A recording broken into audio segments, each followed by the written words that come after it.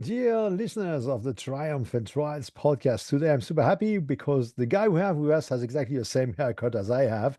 So let me welcome Richard Blank. So Richard, let me start with the very first question. So tell us, you are running a business for how long? What type of business is that? Yes, Doctor. First, I'm so happy to be with you and on your podcast with your audience. My name is Richard Blank. I'm the proud CEO of Costa Rica's call center. We are a bilingual, dedicated call center that deals with sales, customer support, lead gen, appointment setting. Have 150 strong, about to celebrate our 17th year in business.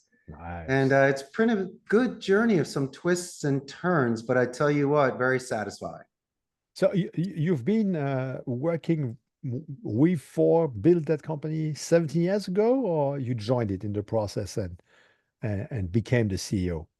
What's Very the smart story? question. Well, in August of 2000, when I was 27, I was given a chance to come to Costa Rica for 2 months and work at a friend's center. Well, I kind of felt very at home there, so I decided to stay.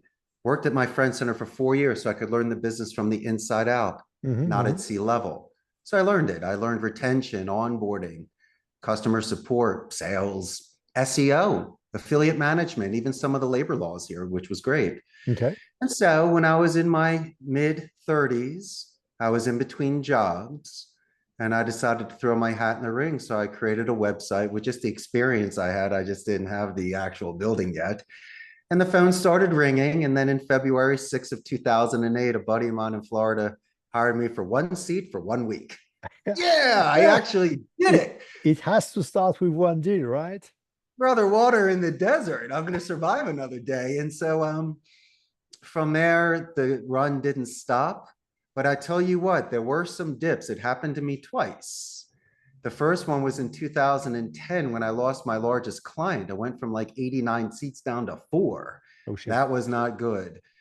And So then that's COVID. if I may interrupt, that's the traditional 80-20 era, right? Where you have one client or 20% of your client making 80% of your revenue and 80% making 20%. But when the 20 die, your 80% are gone, right? Listen, I was willing to take what I could get, but the five campaigns I never took was sports books, casino stocks, pharmacies, or sweepstakes. Regardless of what you've seen in Hollywood, a lot of call centers do amazing work for companies, small to medium sized, to retain, upsell, and get referrals from their clients. And so um, I would have loved to have had a more diverse portfolio, but I took what I could get. But this whale that I had gave me enough reserves so I could survive 6 months to 8 months till I could build that business back. But I was renting space at the time. So, my building was slow. My first 2 years, I was renting a turnkey station at a blended call center. So I really didn't have a lot of privacy, but I could scale accordingly, get my clients, and have some Right. capital. Then I was renting space. And right when I rented that space and put in the lease for 5 years and Boom. put in about 50 stations, and I was building out the server Mimosa, and you lose the client. And so what do? You could lick your wounds, you could close up shop and keep the cash you have remaining, travel a little bit and figure out what to do, or almost as they say, put it back in. And when you put your own money in, not Mm. somebody else's, and if it's money that you've already earned, it's not really a stake in the game. It's a little more spiritual than that. You realize where that money could go, what it could do for. Do you really believe in yourself? Mm. To really bet on yourself. And that's a nice thing to feel that you trust yourself enough to put your money behind it. And we did. And fortunately, we built the business back. But then COVID, you know what that did to my industry, doctor? And this was interesting. This is such a linguistic environment. Right. People were feeding off of energy, high-fiving, really learning words and grammar and sentences. But when everyone started working from home, my business was able to survive, but it destroyed any sort of synergy, Okay. camaraderie, buddy. It's like imagine working out at home compared to the gym. You're not going to get a couple extra reps because no one's spotting you. Hmm. That's the difference. And so yeah, I'm fortunate to still be in business, but that heyday of that floor being packed of hundreds of agents and walking the rows and feeling that energy, that's long gone. And so I miss it. I miss it. So maybe we're in the third and final chapter of my book. And that's why I'm here today to pay it forward and share advice and let your budding entrepreneurs know to hang in there. This is a Yeah. 12-round fight. You need to pace yourself so you don't burn out when you have Yeah, a yeah, minor yeah. setback. That's what I always say to people. It's endurance. It's long distance running, and you may agree with me or not, but I think that what we see nowadays with all those guys who pretend to become rich in, a snap of a finger overnight because they had that viral video or whatever crap, and no, in fact, it's not true. It's a bloody long run, right? You have to, well, so as we're talking about that, what's your biggest success up to now in those years where you've been a CEO? Being vulnerable, having myself out there. I'm Uh-huh. on your second podcast and I've met some amazing people and we talk about one another. I'd like to be proud of what I've invested my time in. Sure, I've done exceptionally well for myself, but I feel it's a luxury trade. I was able to pay it forward in regards to linguistic education Hmm. and use my learnings at the University of Arizona in Telemundo to teach something. I was a terrible student, but I love my teachers. The fact that I'm a teacher, really? It's like the kid that got in trouble as a child and then they're a cop. I was a Yeah. terrible student and now I'm a teacher. So go figure. Sometimes they're the best teachers. What's my greatest success, my friend? Let's put the money aside because there will Yeah, be yeah, sure, sure. 100 people that have made more than me and that are larger than me.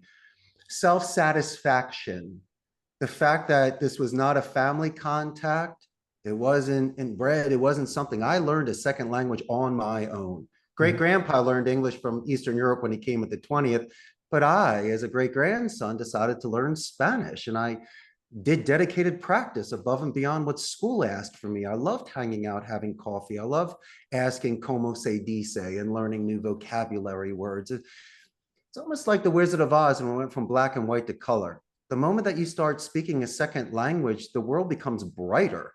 Mm. You're more attentive. You're translating, which makes you more in the now compared to wandering. And you're always wondering of expansive vocabulary just to be more descriptive. Spanish has the subjunctive tense. It represents the desire and the doubt. It's a romantic language. And so the fact that I'm able to express emotion when I speak and Mm. really do it in a Shakespearean way makes you seem better. And so you're more Yeah. interesting. And what a gift. What a gift that kept on giving. And the fact that I can earn a living from it and angle it in a way where I could run a call center, but hire the right people to manage this for me, the machine. You got to be kidding me, doctor. This was a gift, but it was a gift I had to make myself Yeah. because a lot of people have a blueprint for your life. You're supposed to follow in your family's footsteps. You're Right. supposed to be a doctor or an accountant and an attorney or go into the real estate business. But what happens to the one that's the artist, that's the Renaissance man that really feels a passion and doesn't want to be in a box, no matter how much you pay them, Mm. no matter how many clients you give them because they're your friends of your parents. No, they want to live a true life. It needs to be raw. It needs to be felt. And finally, when it comes to you mentioned faking beforehand, that's per the person.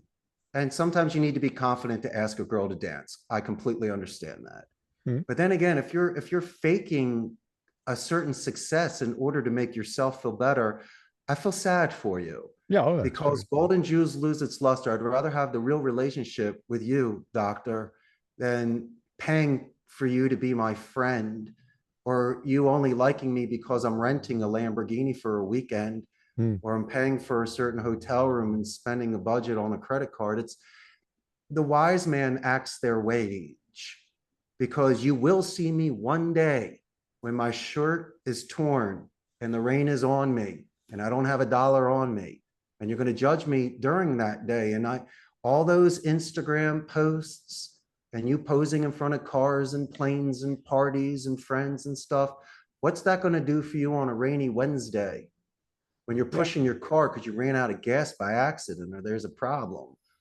That's the real character that comes out. And how many times have people been surprised and looked over and go, I didn't think that was you. And why are you gloating? Why are you crying? Why Mm. are you frustrated? You were supposed to be the man. And so truth is the best way because it's consistent.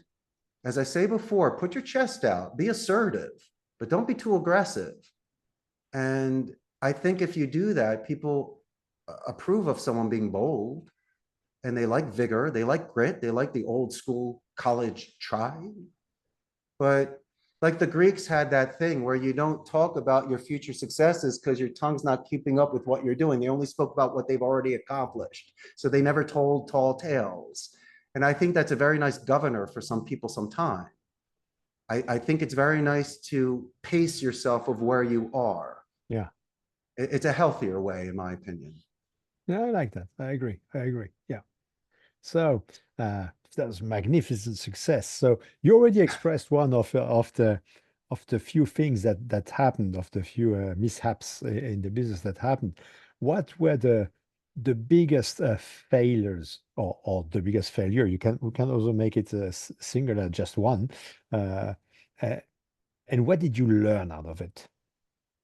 First is it wasn't financial because I was extremely conservative with the money. I put my taxes and salaries before my own money, and I wasn't going out with champagne and roses. So let's put that aside. Mhm.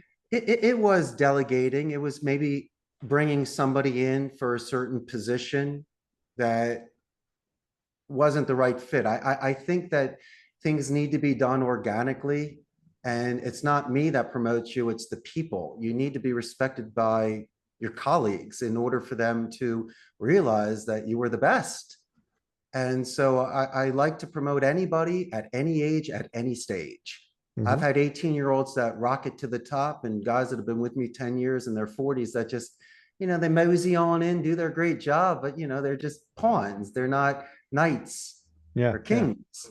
And that's okay. They're still important on the board, but they're not really making too many moves. And so you can't force, I've tried to force a couple people that have been with me for years to do public speaking or in management, but they prefer to be on the phone. And they said, Richard, instead of me standing up, being uncomfortable and trying to train people for a week, why don't you put somebody next to me so they can shadow and I can work with them on a one-to-one basis and they can feed off of that sort of energy. I'm better in that way. And I said, you know what?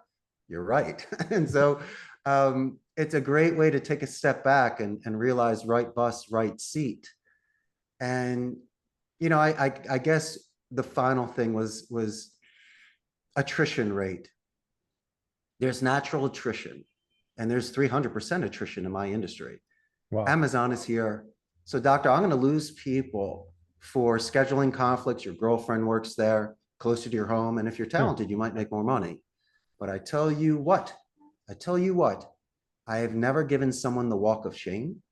I'm not going to Uh-huh. make you cry on the phone. That's not what I'm here to do. I'll call the balls and the strikes and give you some guilt. But I know you're better than that. And you might be out of character today. So these are the sort of things I might need to bring to your attention. So in a mature way, you kind of see it. I'll praise you in public, but privately, we might need to have a coffee and say, hey, Tommy boy, come on. You did 44 last week. You're doing 10 today. What's wrong with you? You're supposed to be my main man. And so people have issues outside the office. It's not like an after school special or a happy movie with Mm. rainbows and sunsets at the end. People take care of ailing parents. They have children. They have bills to pay. They might be juggling school and work. And so if you think you just see them when they come and when they leave, it's just like like a cartoon apparition or something. That's not right. There's a second half to the story. There are things Right. that are behind the curtain. And so I don't know about you, but I've been given plenty of second chances, and the real good people gave me a third chance. And so, as I mentioned before, the kid that breaks the window knows in the future how to fix them and clean them. And so I can see the signs, and I try to use preventative measures before it scales out of control. And as long as they're not severely breaking the labor laws, but if I see something that I can look the other way, Mm. the face, we learn the lesson, then you got away with it, but just don't do it again. Hmm. Hmm. And I don't know. It's one of those things where it's a give and a take. How much you invest in somebody, what you want from them. But then there's a point, my man, and I'll make my last point, that you have your dignity. I'm never going to beg for business. I need someone naturally like a bird with an open cage. If you really want to be here, come back. I'm not going to force you. The cage door is open. Mm. And I think that's a healthier way compared to fear or Mm. forcing somebody to do Yeah, something. yeah. Yeah. You know what's interesting is very often, I mean, the Triumph and Trials podcast has now 10, 12 interviews or so. And Yeah. I would say that each time we come to the failure and lessons section, yeah, I would say 80, 90% of the people, rep it was about it was about people problems. It's very interesting. It's not about I made the wrong decision. La, la, la. It's well, yes, I made the wrong decision because of the wrong person, or I didn't see what was right in that person.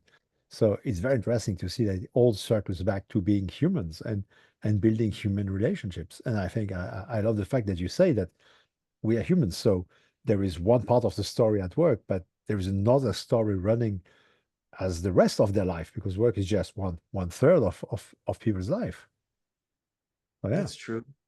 You know, it's so interesting when people fill out resumes and you ask certain things, they're like, yeah, I want to be a supervisor. Yeah, but I don't even know you, you know? And I appreciate that. So I do a little trick here, doctor. Besides the bells and the whistles and your work experience and all of your rehearsed answers, because you're excellent in the interview, Mm. what about the zig and the zag? There's no straight lines in nature. Come on. Thomas is going to ask me a really good question. It's not on the script. Am I able to answer him? So why don't you turn the paper over and give me a coming of age moment? I want to know when you beat up a bully or saved a kitten, when you were a hero for a day, the moment you shed some skin as a human being, maybe matured a little bit or learned your life lesson. And when I read things, and I'm not expecting you to disclose secrets about yourself, but I'll see some things that are canned and shallow and what they want me to hear. But then someone talks about trying to learn an instrument or learning a grandma's recipe or helping their dad do some yard work. And that was one of the greatest afternoons they ever had with them. And I love them for it But because yeah. A, I can give them a nickname, right? Yeah, you told me Number that one. last time you love nicknames. And then through healthy manipulation, when they're feeling blue, I can remind them about grandma's beautiful apple pie. Come on, you know you did it with the extra cinnamon on it. And they're like, you're right, Richard. Can you smell it, doctor? And you're like, I can smell it. I go, I know you can. Can you taste it? I can taste it. Remember how sweet Grammy was in the kitchen? I do. You feel better now, buddy? I do. We'll go get them. And that's just a wonderful way for us to just reset again in a healthy way. And then they say, Richard, out of all the bosses, you're the only one that ever asked me about grandma's apple pie. They never even knew who I was. And so when you get certain levels of depth, you don't need to run to them the last minute while they're freaking out saying, hey, Billy, no, it's Johnny. Oh, I don't even know the kid's name. What's wrong compared to, come on over here, Yeah. Tommy. What's Yeah, but going on today? And so I think I can cash in my chips, uh, right? When it was normal for the one time when you realize it's serious and I'm being there. And so yeah. I've seen that as a wonderful insurance policy for me to calm them down for a minute and realize, hey, don't judge me on the others. We've had 7 different conversations about 7 different things before you were freaking out today. Mm, So let's all give ourselves the benefit of the doubt. And that's one of the ways in which I've been able to preserve people here. nice. But up to how many people can you do that? Because at one stage, I mean, you still have a business to run, right? You knowing everyone, I mean, it's fantastic. I mean, I love the way you do things, but I would say that I don't know, just throwing a number out of the air, around 100 people, maybe you cannot remember every one of them or have You those can. conversations. How deep do you want to plant your soil? I'm not doing trees where it's 4 feet deep. You're crazy. But if we're putting little seeds in and I can put it in under 1 or 2 inches, I can handle 100. I just Mhm. can't do your roots. That's too much unless you've been with Yeah. me for 10 Okay. Okay. and I've watched you grow. But my mental ability and my muscle memory, and Mm. also I do cheat. I have their name tags on their desk. Come on. Of course Yeah. I do.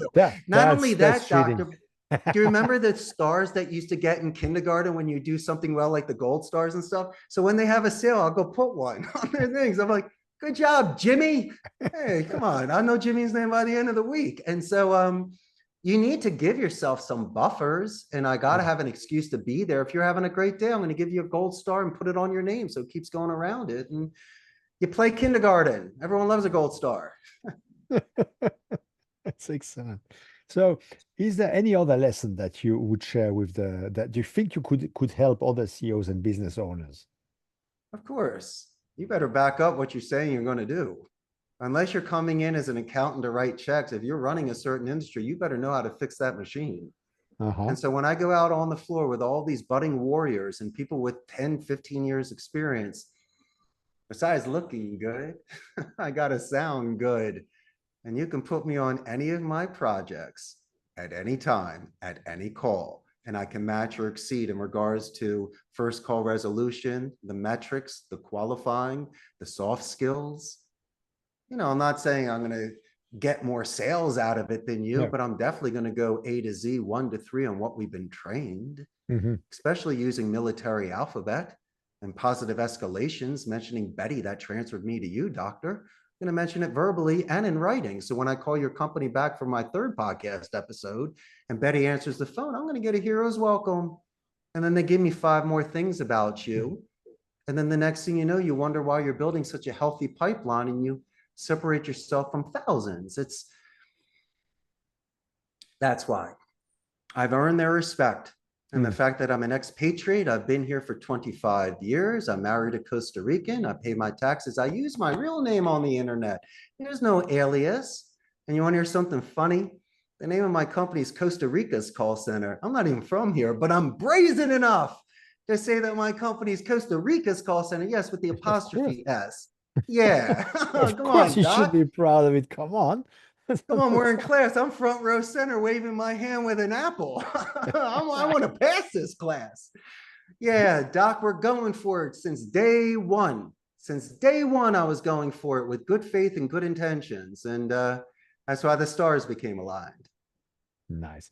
So as we are on this trend, what would be for today a key takeaway that you have for the listeners, for the audience? AI. Oh, yeah, AI. Is it a threat to my industry? I don't know. Ask the buggy whip industry. Of course it is. The Industrial Revolution, the steam engine, you name it. But this is what I do see. AI is amazing in regards to gathering. Let it bring 90% of the way. Let it do what it needs to do. But that final 10% needs to be done through real interpersonal empathy, through electromagnetic, transfer Yeah. of what humans have with one another. That's why a painting is better than a print, live theater compared to, the cine and someone's home cooked meal compared to a microwave, thing at the store. Come on. And I believe in the future with so much AI and so many things that are going to be amazing in one way. But here's an interesting thought for you and your amazing audience.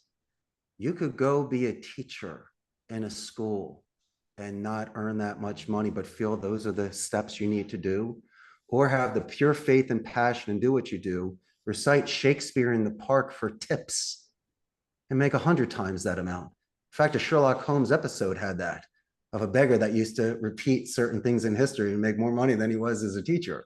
And the thing is, I'm trying to say is, instead of focusing on Spotify or YouTube or Instagram, I mean, we're not Taylor Swift. It's just not going to happen. And so you might need to, if you need to be that one guy that plays the violin in the middle of the square downtown, don't kid yourself if you don't get hired for private parties. The local news doesn't film you. You make the tips. I remember watching Venice Beach videos, and there was this one guy that was on roller skates that used to play Jimi Hendrix and stuff and skate around. Famous. And I think the most beautiful works of famous is not being chum in the water for sharks, where you're just competing for a chunk and killing each other. Maybe you should go into the opposite direction of what everyone does, cut right a little bit and then make your move. And so be the Shakespeare in the Park for tips compared to fighting for that position somewhere else where it just doesn't feel right, because it will come around. And you will get that exposure that you're looking for, and you'll never lose the love for what you're doing. The moment that you lose that fidelity and you sell your soul for money or because you're desperate and making bad decisions, Yeah. then doctor, it doesn't make any sort of sense. And so finally, you just got to keep it pure in any way that you can, so you can remain on that course. I love that. Thank you so much, Richard. Oh So, yeah. if people want to talk more with you, want to hire your services, whatever, where can they find you? How can they get in touch with you? Well, I've already extended this invitation to you multiple times. You got to come fly and visit me in Costa Rica so we can play some pinball and hang out and Okay, have a that's a great good idea. time. But we can, I don't think that you can accommodate us all. So if someone, before they come flying towards Costa Rica, You're so where can smart. they I knew you find were going you? to say that. I have a very large Facebook fan page, 140,000. And of naturally, when we put this there, it will give you some more audience, but it'll give your audience a real chance to see the pulse of my industry. We are north of Panama, south of Nicaragua. Costa Rica is the only democratic society in Central America. No standing army, so they put their money back into education. A Nice. 95% literacy rate, great infrastructure, Amazon, HP, Intel, Oracle here, medical and ecotourism. And finally, if you want to shoot me an email, CEO Costa Rica's callcenter.com. And I tell you what, I'm going to give you a special today. If anybody mentions my buddy, the doctor, I will definitely do role play with you, review your script, give you tips and tricks. It's not for free. I'm paying it forward for my buddy. And so I'd love to hear from you. So, oh, that's a very generous offer, Richard. And guys, I invite you to get in touch with Richard because that's gold. So, Richard, I want to thank you because it was great. It was amazing. I knew it anyway. So, so thanks for having spent your time and your knowledge and your expertise with us here on Triumphant Trials. And I hope we get you back soon. I would love it. I had the best time today. Thank you so much. It was great spending time.